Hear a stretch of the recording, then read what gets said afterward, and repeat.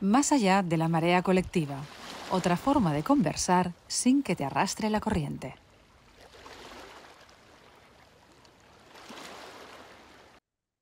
Bien, bienvenidos y bienvenidas a un nuevo episodio de Más allá de la marea colectiva, conversar sin que nos arrastre la corriente. Ya sabéis que ese es nuestro lema, salirnos un poco del cauce por donde va todo el mundo. Con Nora, ya sabéis que siempre nos preguntamos cosas, ¿no? Antes de empezar estas charlas.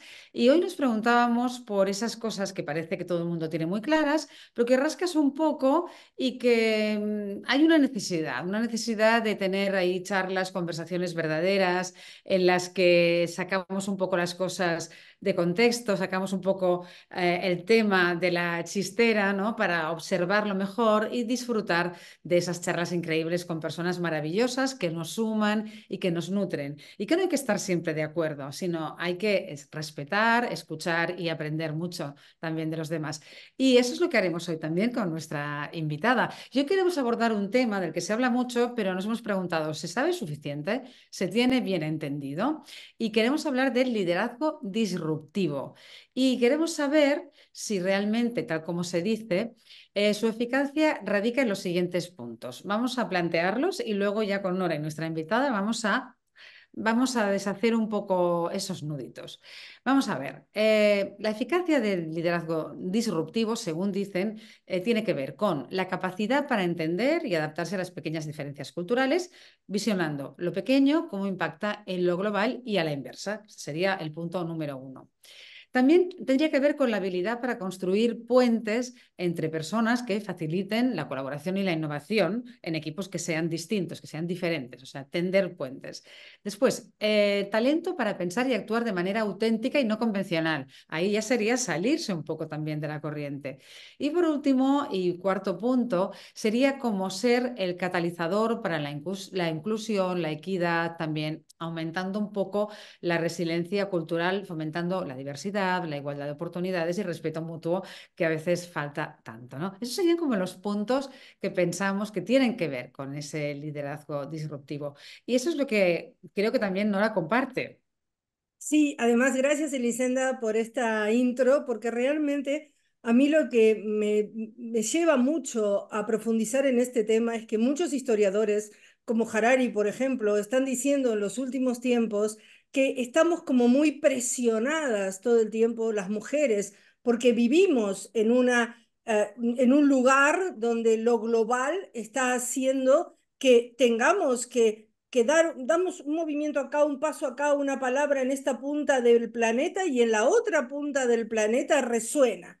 Y entonces pareciera como que estamos atrapados en redes y es momento de empezar a saltar desde otras líneas de salida. Así que yo diré que tenemos el honor de tener con nosotras a una persona increíble a quien he escuchado personalmente en Santa Coloma y no hace mucho, que conozco su trabajo, conozco su labor y que la admiro profundamente y ella lo sabe, una líder global, que es a quien tenemos realmente que escuchar, secretaria ejecutiva de la Comisión Interamericana de Mujeres, Alejandra Mora Mora, feliz y honradas de estar contigo hoy aquí, Elisenda y yo. Querida Nora, agradezco muchísimo tus palabras, también de las de Elisenda. El honor es mío. El honor es mío para conversar, para oírnos, para eso, discrepar. Decían ustedes cuando introdujeron el panel y la conversación, pero además son tan sugestivas más allá de la marea y todas estas cosas que han creativamente mantenido durante más de un año, tiene estos conversatorios. Así es que bueno, muy contenta de estar en este espacio.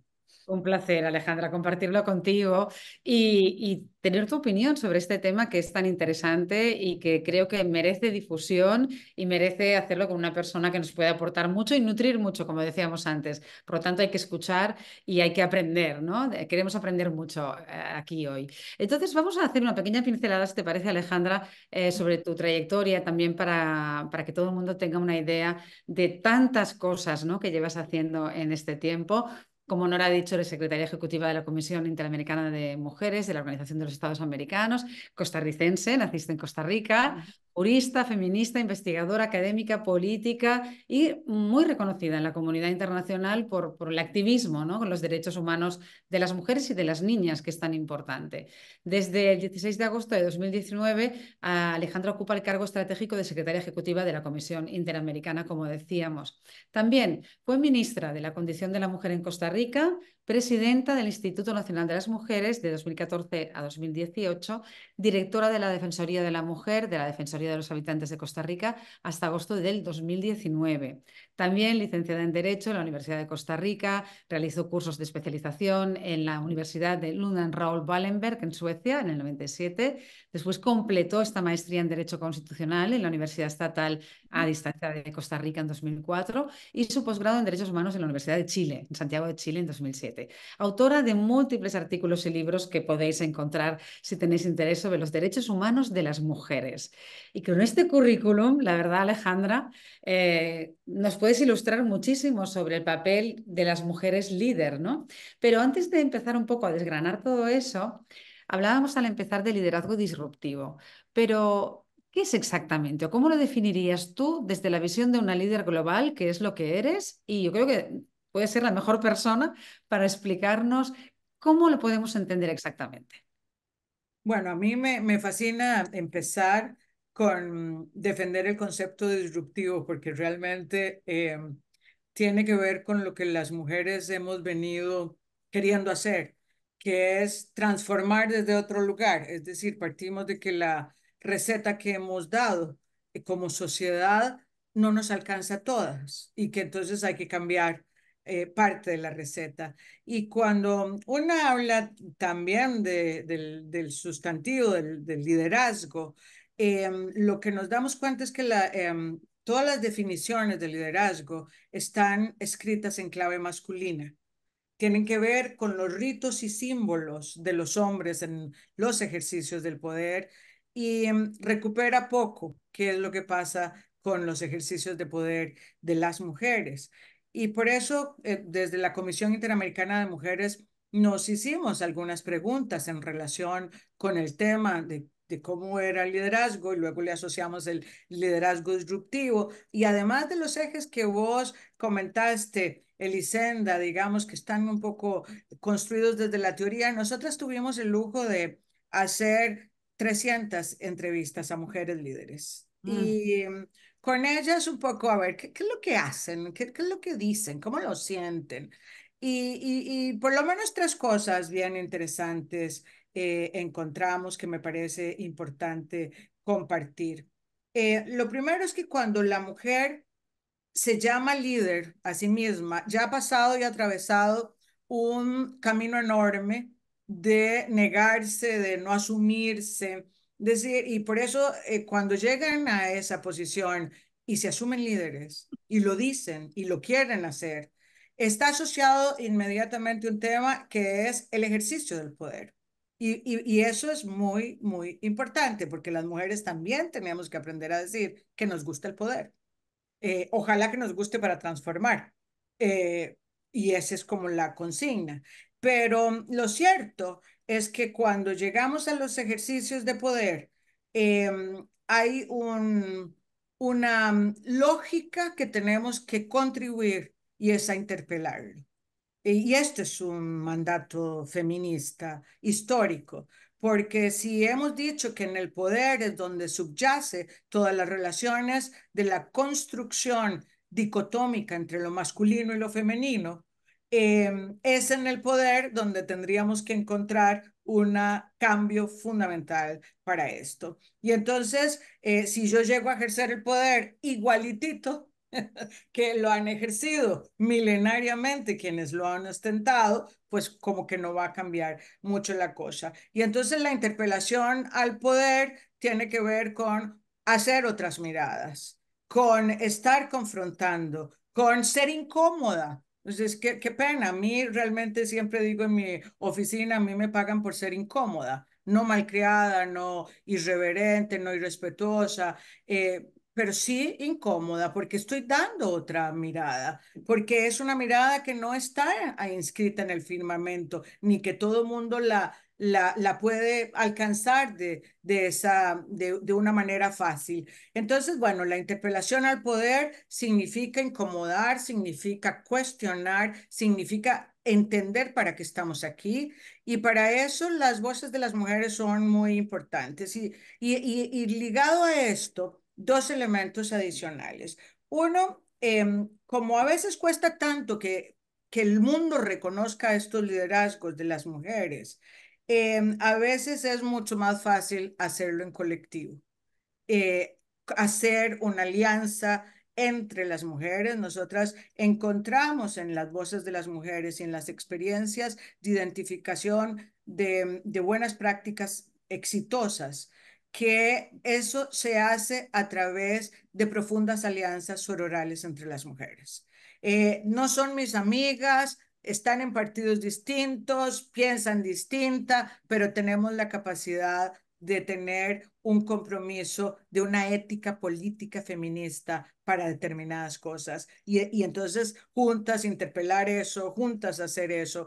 Y ahí hay un elemento de la sororidad, de las alianzas sororales entre las mujeres, que tiene que ser parte del liderazgo disruptivo.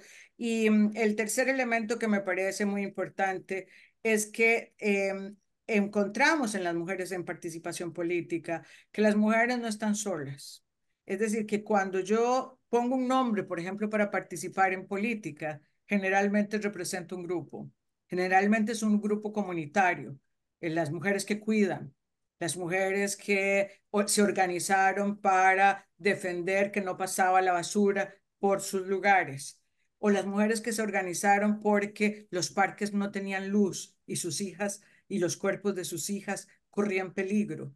Y eso las organizó. Y entonces entender ese liderazgo desde una extensión también de lo colectivo, de lo comunitario, de que hay otras acuerpándome, me da un poder distinto, porque no soy solo yo. Y cuando una tiene además organizaciones más grandes, tal vez una organización feminista, y decir, es que están las feministas ahí atrás, porque estoy hablando en representación de algo mucho más grande que yo misma, individualmente considerada. Es un proyecto de visión de un conjunto de mujeres. Eso es mucho más poderoso. Entonces, bueno, yo creo que al final estas son algunas de las características que nosotras encontramos, y para hacerlo, la ruta es eso, unas profundas alianzas entre nosotras. Esa es una nueva ética política en la que tenemos que empujar mucho, porque si no, aisladas, solas, no movemos ni podemos transformar. No hacemos nada. La verdad es que lo has explicado tan bien. Placer escuchar Es un placer Elisenda, qué escucharte porque placer. en un momento has explicado algo muy complejo y has dado unos ítems maravillosos para que como que te iluminan para seguir trabajando en esa línea, ¿no? Bueno, se nota que es tu trabajo y que lo vives y es tu pasión también, ¿no? Fíjate, Llevas fíjate. muchos años trabajando con mujeres.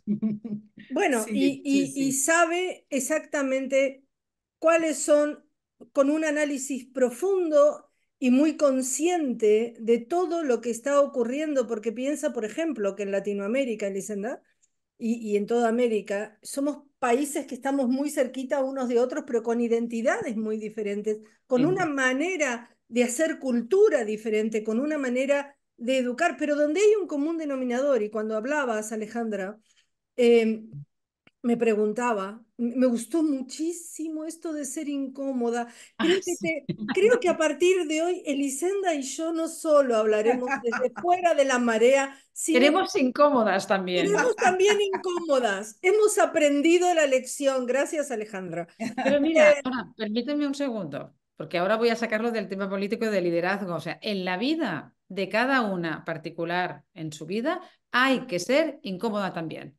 Porque yo creo que lo hay que trasladarlo en el liderazgo político, pero también en la vida en general, porque a veces las mujeres estamos acostumbradas a ser demasiado cómodas, demasiado complacientes, demasiado cuidadoras, y al final, pues no hay que hacerlo así. Hay que cambiar la forma de, si queremos cambiar algo en el mundo, hay que cambiar también la forma de funcionar, pero no solo en la política o en las empresas, en casa.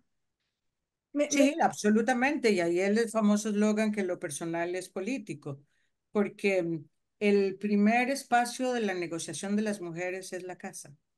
Y por eso históricamente lo que defendíamos era la democracia en Claro, la casa, en la claro. casa. Y ahí empezamos con todas las teorías de lo que significaba la violencia en contra de las mujeres como un mecanismo de disciplinar, porque lo que están planteando ustedes es que al final tenemos que ser modositas porque el sistema nos disciplina en seguir un lugar que está lleno y plagado de estereotipos que solo nos dan unas desventajas comparativas en todos los espacios. Así es que de eso sabemos, porque lo que sucede con las mujeres es que intuitivamente o cuando ya alcanzan elementos conceptuales, porque a mí en lo personal me pasó, yo estaba muy incómoda en la universidad, estaba incómoda en el colegio, no me gustaba los lugares donde me ponían, siempre estaba como en juntas directivas y me ponían como en el de secretaría de actas para que tomara los apuntes y ese tipo de cosas. Y cuando empecé a entender conceptualmente, a ponerle apellidos a lo que a mí me pasaba y decir, pero es que es el mundo, o sea, así está dividido, así está organizado. Entonces, bueno, nada de lo que sucede en el mundo de lo público no pasa en el mundo de lo privado y por eso lo que ustedes señalan es así. La primera reivindicación histórica de las mujeres es las habilidades para decir cómo me siento, dónde estoy, qué quiero, cómo lo quiero. Y bueno, y eso llevó a muchos planos, el plano del placer, el plano de la negociación del dinero en la casa, el plano de la distribución del cuidado, es miles de cosas. Y fíjate que cuando lo logramos, porque entonces yo lo que creo es que también esto hay que verlo en negativo y en positivo. Nosotras hemos estado en el mundo de lo privado milenariamente y desde ahí hemos adquirido una serie de habilidades diferenciadas. La negociación es una habilidad de las mujeres adquirida en el mundo de lo privado, que cuando uno traslada en esas condiciones al mundo de lo público, tiene unas ventajas enormes, o la empatía, porque para poder entender qué le pasa al niño, yo tengo que trasladarme y ponerme un poco ahí, o a la adulta mayor que reclama un espacio y que no lo tiene. Entonces yo digo, bueno, a ver, voy a entender qué es lo que me estás tratando de decir. Eso es una empatía y el mundo de hoy requiere personas empáticas, porque si no, no puedes tomar decisiones si te distancias de las personas. Así es que bueno, creo que en esta cosa de que lo personal es político, cuando lo logramos en la casa, lo que tenemos que hacer es trasladarlo al mundo de lo público sin perder esa esencia y esa identidad de las mujeres. Y ahí es donde está de nuevo y volvemos y conectamos eso con el liderazgo. Y entonces, bueno, empezás a construir una tesis distinta, un posicionamiento distinto. Por ahí creo que es una ruta de transformación importante para las mujeres y para la sociedad, que es lo que queremos. Ujú. Fundamentalmente para el futuro que se nos viene y para el mundo que estamos viviendo. Yo creo que pasa por ahí. Y mientras estabas hablando del poder, de que las mujeres tenemos derecho a desear el poder, yo te escuché también esta frase en la conferencia que diste aquí en Santa Coloma y lo he escuchado muchas veces. Y me gustaría que, porque estamos educadas justamente por estereotipos, a que el poder no nos pertenece, ¿no? Entonces pensaba, ¿cómo se traslada esto a las nuevas generaciones? ¿Cómo hacemos una especie de parlamento permanente donde las nuevas generaciones, la generación Z y todas las generaciones, los millennials, todas las mujeres, puedan escuchar esta sabiduría que tiene que ver con la experiencia, con el análisis, con llegar a una reflexión de sororidad colectiva también? ¿Cómo se traslada esto en este mundo? Mira, es muy interesante preguntando porque eh, hay una necesidad de articulación entre las nuevas generaciones y las viejas generaciones. Las nuevas generaciones tienen un ímpetu y una transgresión para hacer las cosas impresionante. realmente han tomado las calles, han creado movimientos como el Me Too, como el violador eres tú, desde una espontaneidad y digamos que llama mucho la atención. Eh, en algún momento mi única crítica es que a lo mejor creen que están empezando de cero cuando venimos hace mucho rato abriendo camino para esto. Por eso, interrelacionar las distintas habilidades y nosotras también aprender de ellas es importante. Las mujeres jóvenes han venido tomando las calles y han venido tomando los espacios. Eh, lo primero también que hay que aprender en esto es a tomar la palabra para poder describir lo que nos pasa. Y eso no es tan sencillo para las mujeres. Para todas las mujeres no es tan sencillo porque es una de las cosas de las que nos han privado y nos han dicho además que siempre que la tomas hay que hacerlo bien, entonces nos quitan la espontaneidad. Cuando uno da clases en un espacio y hace alguna pregunta, inmediatamente la respuesta, o sea, es así de los hombres. Y las mujeres les cuesta un poco más atreverse a decir, y entonces pasas, y si lo que voy a decir no es tan válido, y bueno, yo lo que creo es que lo primero que tenemos que aprender es que nuestras experiencias son distintas y a veces nosotras mismas no las analizamos. Y entonces cuando una aprende a identificar lo diferente que nos pasa y por qué nos pasa, y aprende a ponerle sentimientos al disgusto por recibir piropos con contenidos impropios y sexualizados. O sea, ¿qué es lo que pasa? ¿Por qué lo siento? ¿Cómo lo siento así? A colocar eso en lo más cotidiano, pero llevar lo que nos pasa a nosotras cuando se están discutiendo los temas, por ejemplo, de construcción de un espacio público y no se toman en cuenta las necesidades de las mujeres, un puente que conecta un lugar con el otro y que no tiene una acera y que esta acera no está iluminada, tiene un efecto sobre la vida de las mujeres. Es decir, cómo aprender a ver eso, a decir si a mí me está pasando, les está pasando y cómo colocar esas necesidades. Esto es un buen tip. Cada vez que lo hablamos, y recuerdo cuando yo llegué por primera vez al Consejo de Gobierno y oía a los hombres en esas discusiones y el Consejo de Gobierno es un espacio de rápido, de toma de decisión, y luego me empecé a dar cuenta que cuando yo decía lo que ellos estaban diciendo, pero le ponía el enfoque de lo que pasaba desde las mujeres, de por qué lo sentíamos distinto, de que si estaban hablando de impuestos, bueno, ¿dónde está el receptor del impuesto? ¿Cómo es un tema de justicia distributiva y qué significan las mujeres en esto?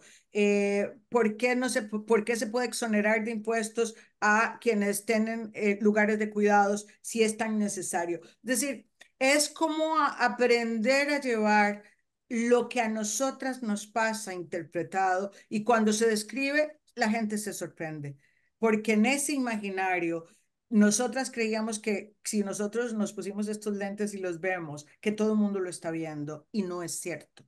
No es cierto. Entonces, bueno, yo creo que ese es uno de los elementos más importantes, aprender a descubrir eso. Y miren que el derecho, a mí me parece que es un instrumento tan poderoso. Cuando nosotros empezamos muchas construcciones jurídicas, lo que hacíamos era simple y sencillamente igualarnos a los hombres. Así se construyó el derecho al voto, por ejemplo. Los hombres votan, nosotros tenemos que votar. Resultado, terminamos votando por los hombres porque le faltó un eslabón, porque para construir desde los derechos no necesito solo igualarme al hombre, sino que necesito modificar algunas condiciones. Y para poder modificarlas, yo tengo que saber cuáles son los puntos de partida. Y los puntos de partida son las diferencias. Entonces ahí se construye toda una teoría de la igualdad desde las diferencias, que es, a ver, Yo ya no voy a invisibilizar que hay diferencias entre los hombres y las mujeres, sino las voy a colocar, a hacerlas visibles y sobre eso construyo elementos de equilibrio entre hombres y mujeres. Así es que bueno, creo que esas son las rutas con las que vamos construyendo, han funcionado lento y hoy día además han incomodado a muchos y entonces hay todo un movimiento antiderechos cuestionando lo que hemos logrado y lo que hemos venido avanzando. Es muy interesante esto que comentas. La verdad es que, claro, durante mucho tiempo lo hemos hecho, a ver, no diremos mal, lo hemos hecho como hemos podido hacerlo, pero la verdad es que hay que visibilizar y no esconder y no hacer ver que no existen, ¿no?, las diferencias y querer liderar igual que los hombres y querer pensar igual que ellos porque pensamos distinto, tenemos necesidades distintas y lo que hay que hacer es ponerlo en la mesa, ¿no? No sé si ayuda también en este aspecto, Alejandra, el tema de las nuevas masculinidades, porque hace muy poquito con Nora hablamos de nuevas masculinidades con Eric Pescador, que es un sociólogo maravilloso y nos explicó todo el trabajo que está haciendo él con muchos hombres. Y esto permite mirar la feminización también desde otro punto, ¿no? No sé si está siendo válido esto de las nuevas masculinidades, Alejandra, o no, si nos está ayudando o nos estamos quedando un poco igualmente ahí, ¿no? La mujer sigue estando en los mismos roles, en los mismos sitios, o realmente las nuevas masculinidades nos van a poner, como tú decías, en cualquier otro lugar, igual que puede estar un hombre, ¿no? O nos van a encasillar en esos lugares de las mujeres, siempre asociadas con el cuidado, siempre asociadas con la educación, pero no a lo mejor presidentas de un gobierno. Ujú. Sí, yo creo que las nuevas masculinidades es un esfuerzo por entender que los hombres son parte del problema, pero también parte de la solución, y que tampoco lo han tenido todo. Es decir, que nosotras reconozcamos que han estado desde el privilegio no significa que no hay algunos costos que hayan tenido que pagar en una cultura de patriarcado. Yo estoy absolutamente de acuerdo con digamos, hablar de las masculinidades, siempre y cuando se enmarque en un proyecto para la igualdad y no una reivindicación específica para los hombres. Porque si no tenés en el centro que el objetivo es la igualdad, puedes perderte un poco en ese camino. Y la otra cosa que me parece muy importante es que los hombres van a tener que poner sus propias reivindicaciones. Es decir, nosotros no podemos seguirle diciendo que cuidar es un tema de una medida de conciliación, una medida digamos, de corresponsabilidad. Los hombres tienen que aprender a sentir y a necesitar ejercer su paternidad desde otro lugar, dar un abrazo, llorar, recostarse en el hombro fuerte de una mujer sin sentir miedo y que eso interpela su masculinidad. Pero tienen que aprenderlo desde ellos. Es decir, nosotros hemos venido diciendo una serie de elementos, pero tienen que aprenderlo desde ellos. Y la última crítica, digamos, que podría hacer a este proceso de las masculinidades es que se han enguetado mucho. Es decir, terminan siendo grupos un poco pequeños que no han podido expandir esta construcción, digamos, a más gente. Hay hombres maravillosos que han sabido eh, cuestionarse en ellos mismos y que van encontrando otras rutas y que encuentran una gran felicidad en esto, en el ejercicio de la paternidad, en atender cosas de lo doméstico, en ser solidarios con las mujeres, en no tener celos, si ella tiene más salario o no, o si tiene un poco más de imagen pública o no. Esas cosas, hay cambios sustanciales. Desgraciadamente no desbordan toda la sociedad. Una vez la violencia todavía machista tiene que ver con esa hegemonía de qué es sentirse hombre y ejercerlo desde ese lugar, ¿verdad? Me hago tantas preguntas cuando te escucho que estaría apuntando 200 porque creo que hay tanto para aprender aquí contigo. Pensaba en lo que dicen los neurocientíficos, en los estudios neurocientíficos, que nuestro cerebro es modelado por la cultura. Por lo tanto, nuestra plasticidad neuronal con los estereotipos, hay algunas obras maravillosas que demuestran que todo lo que dice que hay un cerebro masculino y femenino, por ejemplo, no son reales porque todos los cerebros son iguales y lo que tenemos son estereotipos aprendidos y conductas aprendidas y no hay más. La ciencia se enganchó de alguna manera a esto.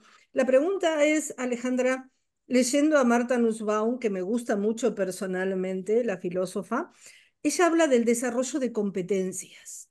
Y yo me preguntaba, ¿cómo podemos ampliar esa mirada de la que tú hablas para poder ver las cosas de la vida desde esas necesidades, como la calle oscura que decías en un barrio que es peligroso para la mujer o para el cuerpo de la mujer? Cómo podemos aprender a tener la mirada de la que tú hablabas? Sí, esto es muy interesante porque, a ver, género, género es una construcción que lo que hace es justamente lo que está refiriendo Nora y es, digamos, apostar a la cultura en esa construcción de las diferencias. Porque si lo dijéramos que es natural o biológico, apague y vámonos porque así está hecho. O sea, no hay nada que hacer. Por eso estamos apostando a la posibilidad de transformar y la transformación son los hombres y las mujeres.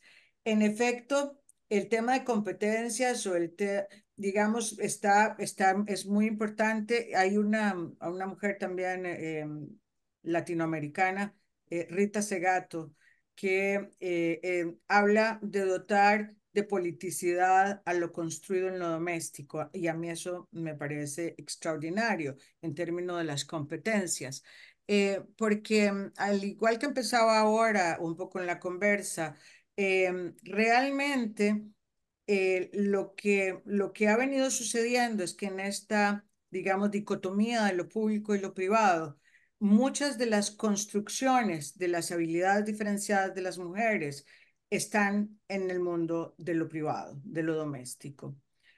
Hoy día lo que tenemos que hacer es trasladar, o sea, que las mujeres tengan la habilidad de trasladar estas habilidades diferenciadas al mundo de lo público y empezar a feminizar desde ahí este mundo. Esta es nuestra hipótesis y a eso le llamamos feminizar el mundo. Feminizar el mundo porque, digamos, si nosotras podemos señalar que lo importante es la negociación y que así hemos resuelto todos los conflictos en la casa, que para que no se maten entre ellos, hicimos y hacemos negociación y facilitamos eso. Eso es tan poderoso que se opone al discurso de la guerra de los que los hombres hacen cada vez que hay un conflicto. Eso es muy poderoso. Si nosotros hablamos que cuidar es realmente lo que ha sostenido el mundo de lo privado, pero ha sostenido la economía, la vida. ¿Cómo no vamos a decir que una persona que llega a los espacios de toma de decisión, a lo que llega es a cuidar la gente? No llega a hacer edificios, no llega a construir una calle, llega a cuidar la gente.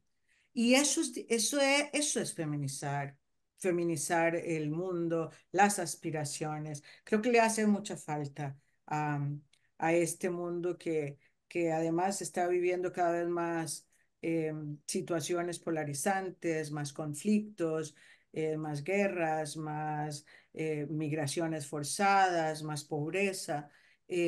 Nos hace falta un poco un discurso que vuelva además a poner ese rol del Estado, porque aquí también obliga a preguntarse por el rol del Estado, el estado de bienestar, esos conceptos a mí me parecen extraordinarios. Nosotros hicimos un documento, nosotros invitamos a 12 mujeres feministas de la región. Estaba Rita Segato, Alda Facio, mujeres que están haciendo pensamiento.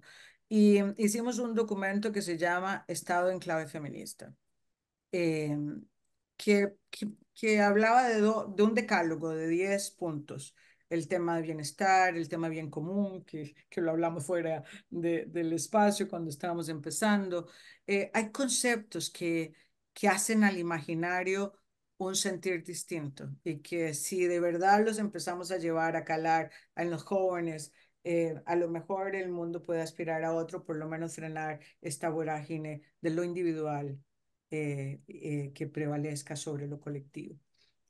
Yo creo que algunos jóvenes están ya en esa línea, ¿eh? Trabajar Sí, por el bien común, yo creo que ya están empapándose de eso y quiero pensar que muchos adultos también y que todos juntos podemos hacer movimientos y apoyar, ¿no? Movimientos que realmente lleguen a expandirse, porque es que es muy necesario, ¿no? Esa visión un poco femenina, ¿no? Esos valores femeninos que se pueda liderar en femenino, incluso los hombres así es. están en el poder, claro, porque a nosotras nos está costando mucho llegar. ¿Cuántas presidentas hay de gobierno, no? ¿Cuántas personas con mucho poder? Hay líderes políticas con mucho poder en el mundo, no demasiadas. Ojalá hubiera más. Pero si no las hay, por lo menos que los hombres adopten esos valores que nosotras, ¿no? Que tú lo comentabas, Alejandra, tan importantes para conciliar, para entendernos, para no llegar, ¿no? A estas violencias, que parece mentira que en el mundo estemos avanzando cuando parece que retrocedemos, ¿no? En algunas cosas, que no hemos aprendido nada. Y yo creo que sí que hay mucha gente que está trabajando por el bien común, pero tenemos que hacernos oír más, ¿no? Yo creo que por eso están bien estas charlas, por eso están bien esos congresos, ¿no? Esas reuniones de mujeres, Nora, tú también lo haces muy a menudo, ¿no? Para poner en manifiesto todo este movimiento femenino, ¿no? Tan necesario.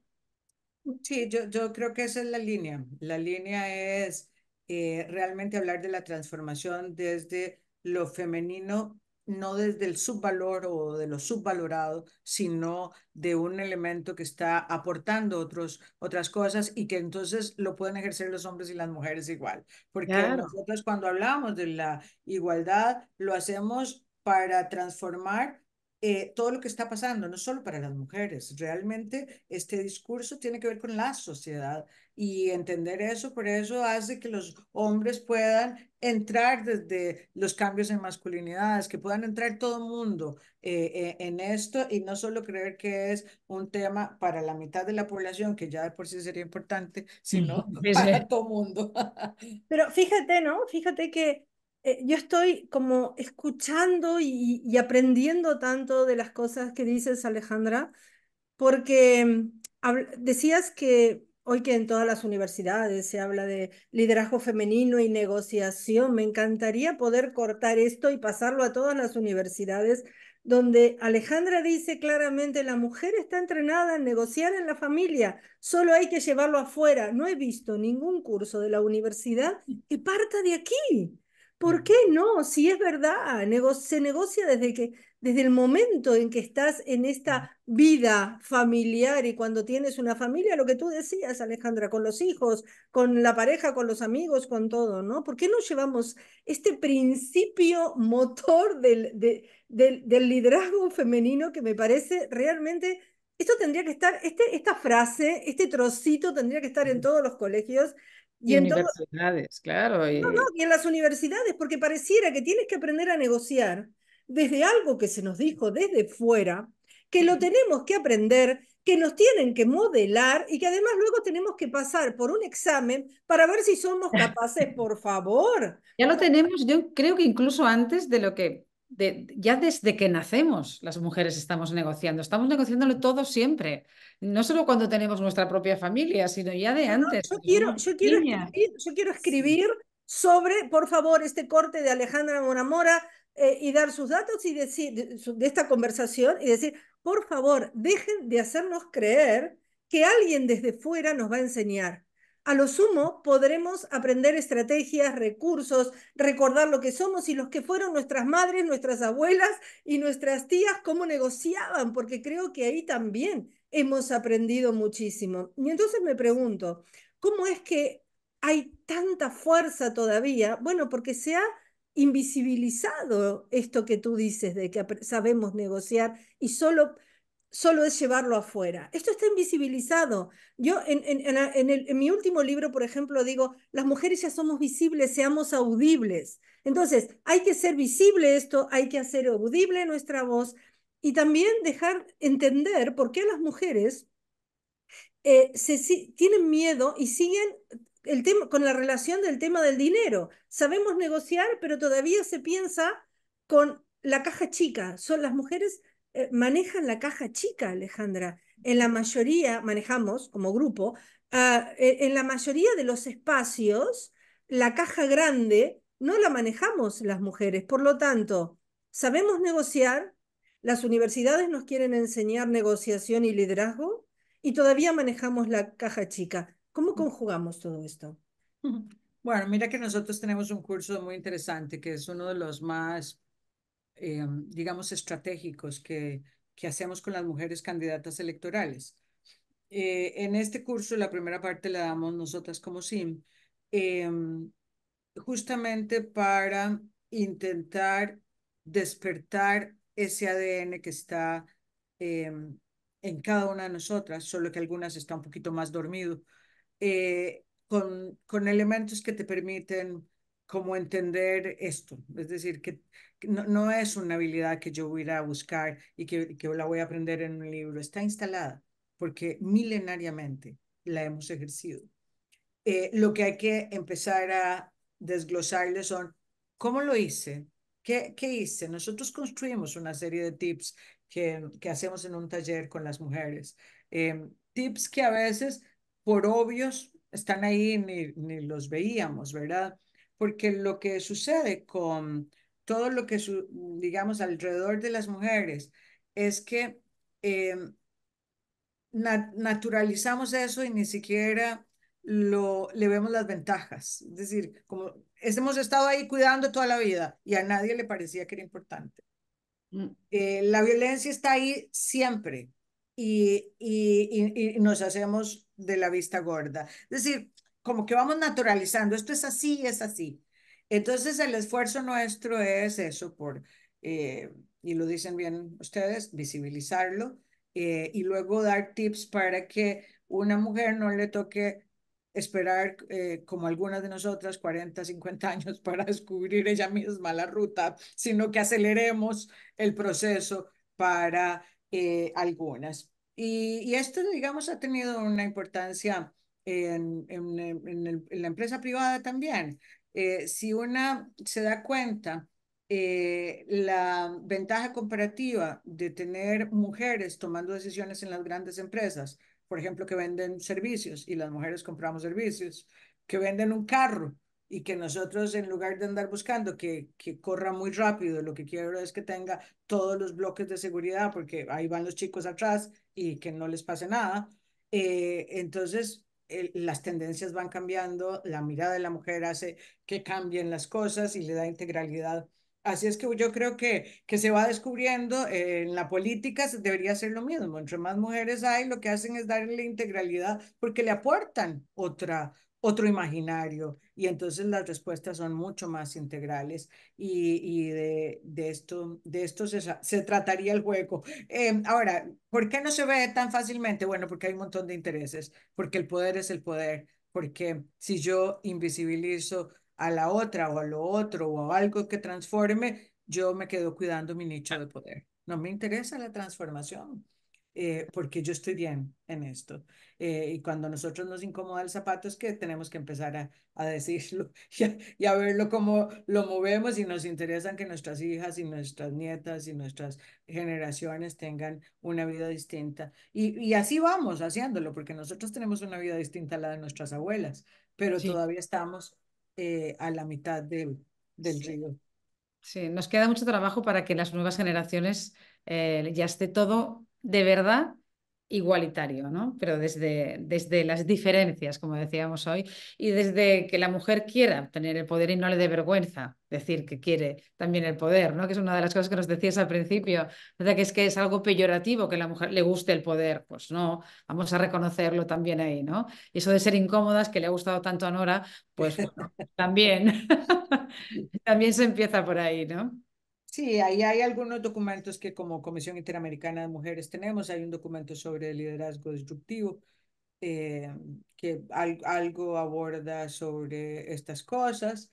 Hay documentos de investigación que hemos venido también haciendo para contribuir un poco y para que no crean que son puras percepciones, sino que tiene que ver con recolectar la información desde las mujeres y de lo que ha venido haciendo, funcionando, las buenas prácticas y eso, y volver a lo que con lo que iniciamos y cambiar la forma de entender el liderazgo, la narrativa del liderazgo tiene que cambiar para que nos acepten de mejor manera en el mundo la toma de decisiones y nos reconozcan de mejor manera ese liderazgo. Cuando el liderazgo se asocia solo a mano dura, por ejemplo, que Ya. está tan de moda, de ahí no entramos, porque entramos con otras habilidades que deben de reconocerse y que ellos deben de jalar también a su propia experiencia. Así yo creo que los liderazgos serán mucho más integrales.